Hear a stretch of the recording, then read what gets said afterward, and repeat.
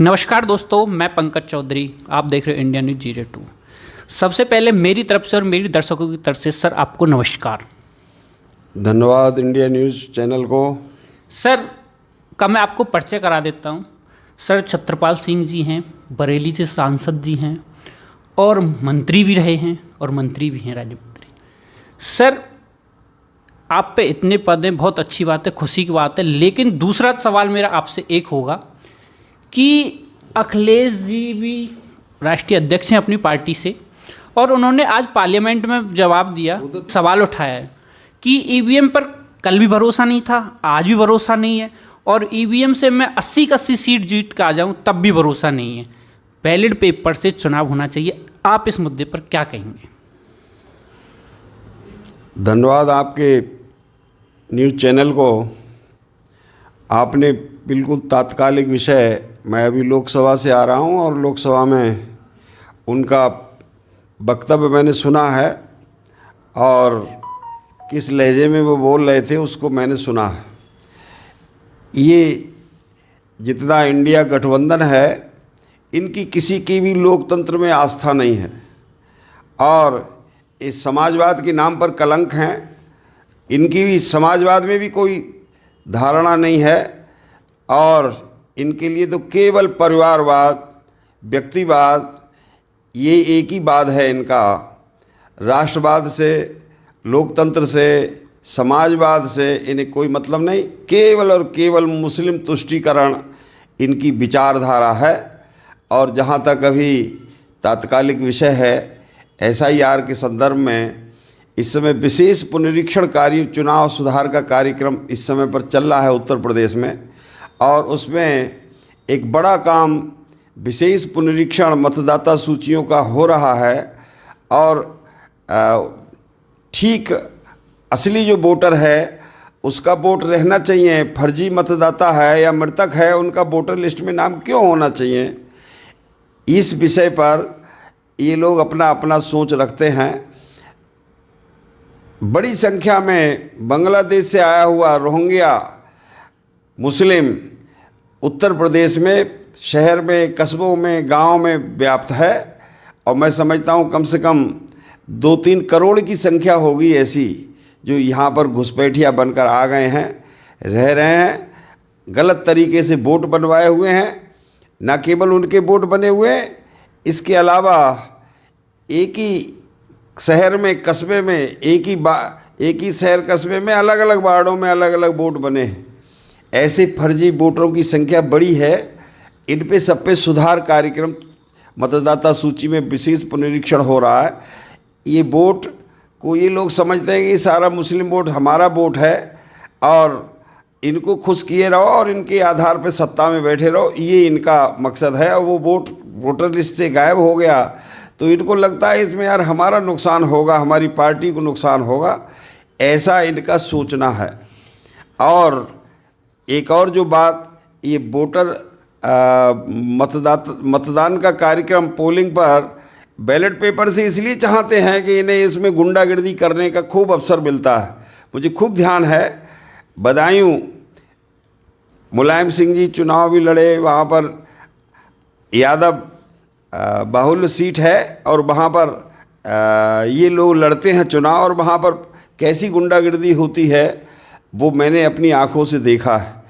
और वहाँ पर प्रशासन बिल्कुल असहाय हो जाता था। 2012 के चुनाव की मुझे खूब ध्यान है। 2008 में 9 में जो चुनाव हुआ उसका भी मुझे ध्यान है, जब 40 सीटें लगभग सन 2004 में जीत के आए। ऐसे यहाँ पर हुआ ये सब। तो ऐसे ये बैलेट पेपर के माध्यम से ये जो गुंडागर्दी होती थी वो इन्होंने उसका लाभ उठाते हुए किया है। इसलिए इनको लगता है कि बैलेट पेपर से हो जाए तो ठीक हो जाएगा, ईवीएम में यार कुछ करने का ज़रा मौका नहीं मिलता। ऐसा इनका सबका सोच है। समाजवादी पार्टी की सरकार में इन्होंने जो जो गुंडागर्दी की है सारी जनता उसको जानती है।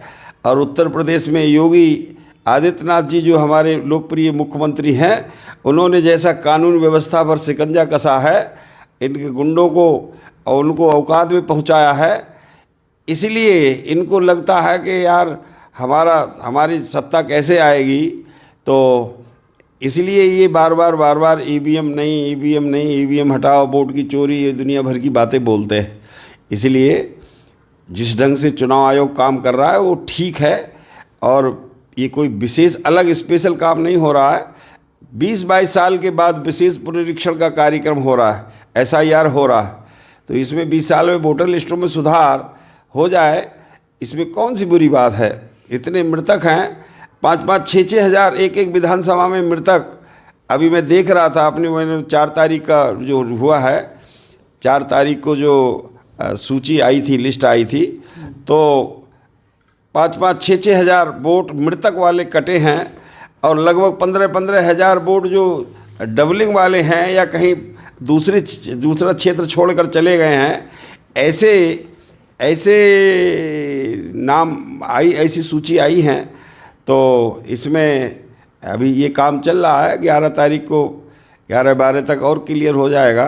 तो इसलिए ये काम ठीक से होना चाहिए, गलत फर्जी वोट हटना चाहिए, और ये जो चुनाव सुधार का कार्यक्रम ठीक, अच्छे पॉजिटिव सकारात्मक सुझाव उन्हें मानेगा चुनाव आयोग। बाकी नकारात्मक अपनी बात रखते हुए ये नकारात्मक अपना समाज को भ्रम में फैलाने के लिए काम करते हैं। अभी राहुल गांधी भी बोल रहे थे, क्या कहना चाह रहे हैं कुछ समझ में नहीं आ रहा था, क्या आखिर कहना चाहते हैं। बेवकूफ़ी की बातें करने के अलावा इनको कोई और कुछ आता तो है नहीं। इसलिए सारे समाज को, जनता को, वोटर को, देश के, इनकी ये सब मानसिकता समझ में आ गई है। इसलिए जनता अब इनके भ्रम में नहीं आने वाली है। संविधान की धज्जियाँ इन्होंने उड़ाई हैं, संविधान को अनावश्यक तरीके से उसके साथ छेड़छाड़ इन्होंने की है। तो इसलिए ये कोई लोकतंत्र में इनकी कोई किसी की आस्था नहीं है।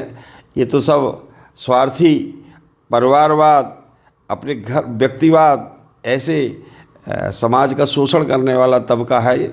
इसलिए सर, जो SIR का मुद्दा चल रहा है उसमें जो विपक्ष है वो ये कह रहा है कि सरकार और चुनाव आयोग मिलके एक तत्वे की जो वोट है ना उनको काट रहे हैं। जैसे ऐसा कुछ नहीं है, ऐसी ये बेकार की बातें हैं, और जो सत्यता है वो आनी चाहिए लिस्ट में। किसके वोट बढ़ा लेंगे, और मुस्लिम का अगर 4 जगह वोट बना हुआ है तो उसमें कटने में क्या है। कोई लड़की वार्ड नंबर 1 से रहने वाली है, वहाँ उसका मायका था, वहाँ उसका वोट बन गया, शादी होकर वार्ड नंबर 10 में पहुँच गई, तो 10 में भी वार्ड पहुँच गया, नाम वोटर लिस्ट में नाम चला गया, तो एक जगह से तो कटना ही है, कटना चाहिए। अब तक ऐसा ही चलता था, 2-2, 4-4 जगह वोट बनवा लेना और फर्जी वोटिंग कर लेना। ऐसा मैंने देखा है, मेरा क्षेत्र खुद ही इस प्रकार की, ज़िले में मेरी बड़ी संख्या ऐसी है जो बाहर काम करते हैं, बाहर रह रहे हैं, और घर मकान वहाँ बना लिए, वहाँ पर भी वोट बन गए, यहाँ से भी वोट कटा नहीं तो चल रहा है ऐसे ही। और उसमें इनके जो लोग हैं वो अर्जी फर्जी वोट जाके डाल ही आते हैं। बुर्का पहन के वहाँ वोट डालने जा रहे हैं, वहाँ पर कौन कहेगा जरा पर्दा हटाओ, जरा तुम्हारा फ़ोटो मिलाएंगे। तो इसलिए प्रशासन उस समय पर असहाय हो जाता है और इनको फर्जी वोटिंग करने का मौका मिल जाता है। सर बहुत बहुत धन्यवाद।